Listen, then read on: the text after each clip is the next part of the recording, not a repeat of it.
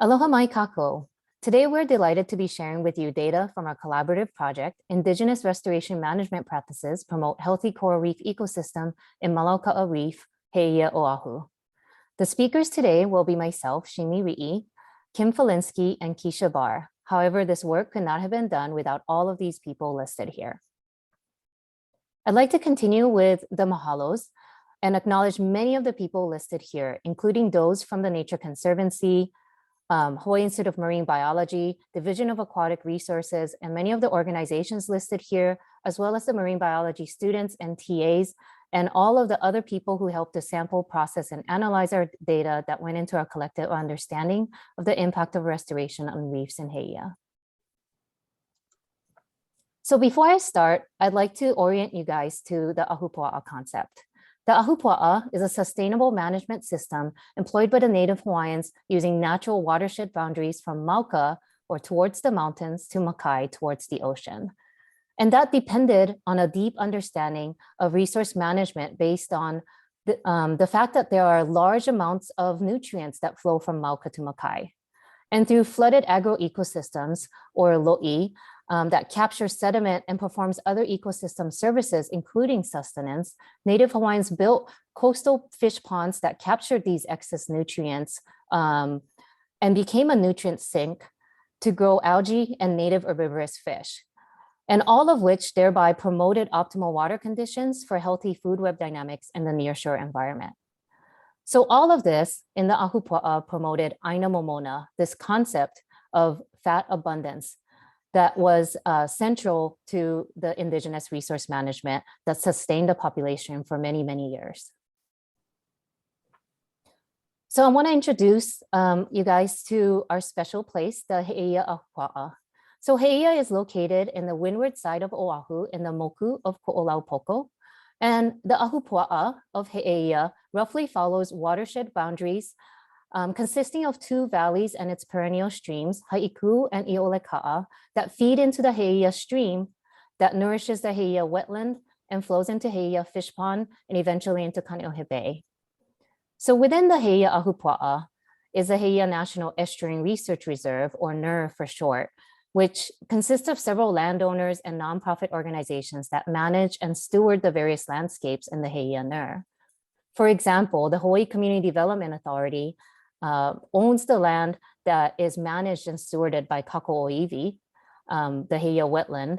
And then Paipaio Heeia manages and stewards Heeia fish pond, shown here. The University of Hawaii manages and stewards the land where Hawaii Institute of Marine Biology sits on Moku'olo'e, and Department of Land and Natural Resources manages the surrounding waters and reefs. So Heeia is the 29th reserve in the NER system, which now consists of 30 reserves all around the coast of United States, which was established through the Coastal Zone Management Act, representing a partnership between NOAA and the coastal states. And there are 4 specific sectors on research, education, stewardship, and coastal training that is all dedicated towards the mission of resilient estuaries and coastal watersheds where humans and natural communities thrive. And uniquely, Heeia NER was actually a community researcher partner-driven action. This Olelo Au, or a Native Hawaiian saying, tells us that the wisdom of the elders is the torch that enlightens the path of the children. And this is really what guides our reserve. I want to introduce you guys to some of the kupuna that was essential to getting our reserve established, such as Auntie Carolyn Bright, Auntie Alice Hewitt, and Uncle Jerry Kaluhiva. Together with these kupuna and many of the partner organizations in Heeia, as well as these or other organizations shown here on the right, they called for the designation of our reserve to focus resources on research that guides restoration. So in this way, the overarching vision and the research question of the NER is to return to a vision of the past, as shown here, this 1928 picture, which shows the productive lands of the lo'i and waterways with species diversity. And however, changes in land use resulted in erosion and sedimentation, and mangroves were brought in to stabilize the land in 1922. So by 2005, mangroves had proliferated in the wetland, as shown here, and this is how tall they were in 2017. And looking back into 1922, of open waterways and wetland under Kamehameha Bridge. This is what we had in mind when we started the large-scale removal of mangroves in March of 2018.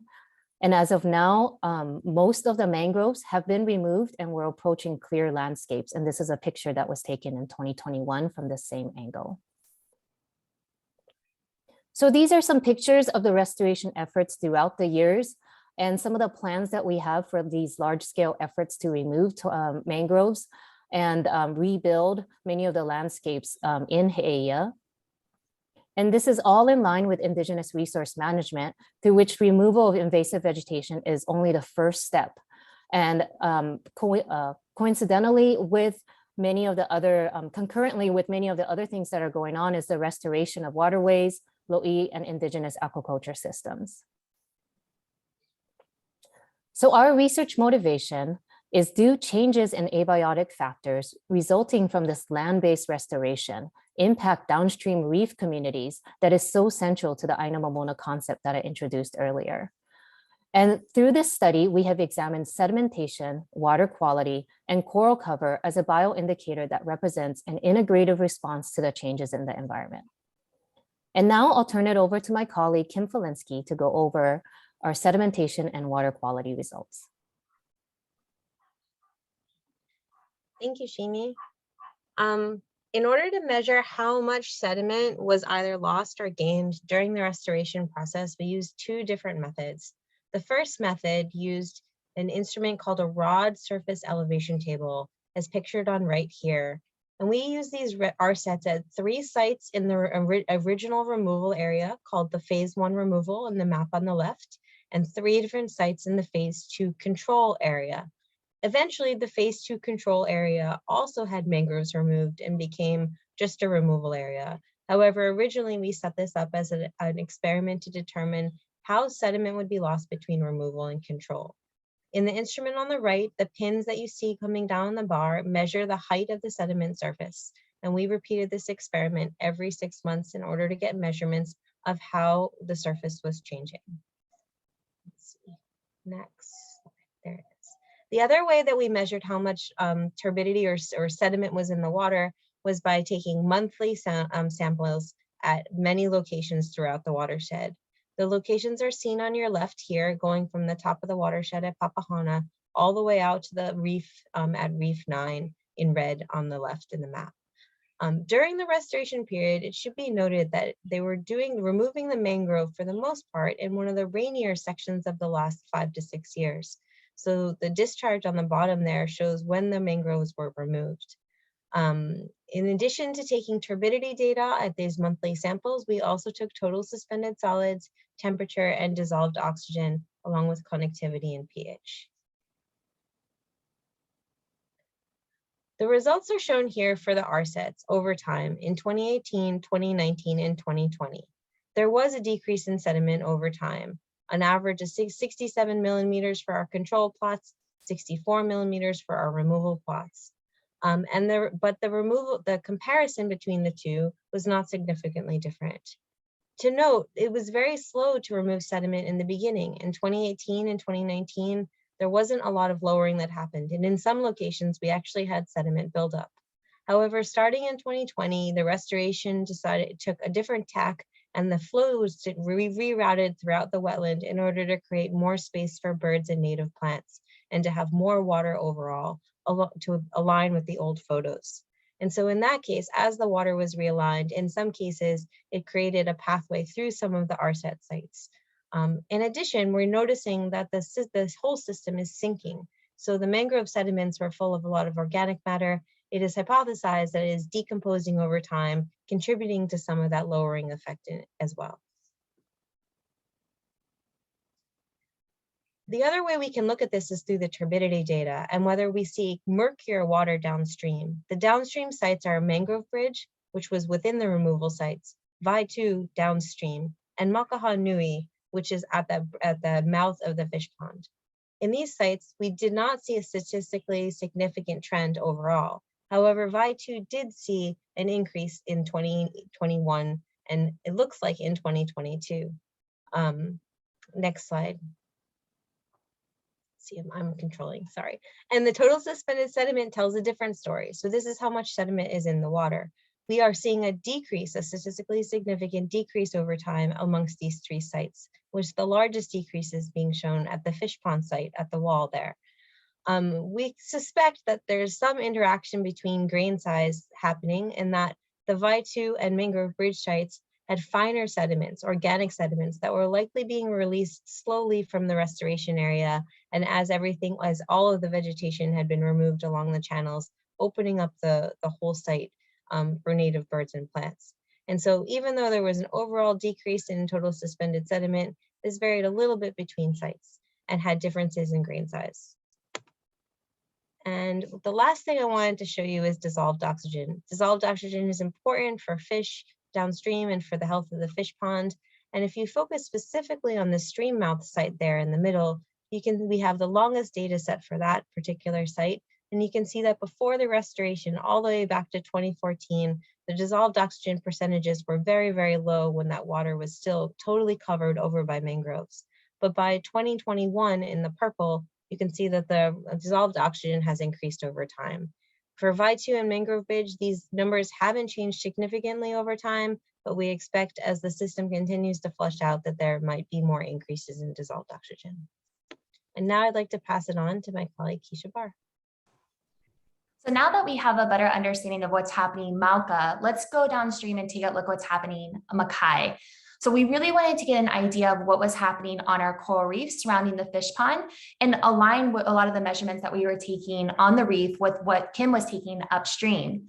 So we did these reef monitoring surveys in 2017, 2020, and 2021, and we had 24 sites in total. So you can see those sites here on the map on the right-hand side.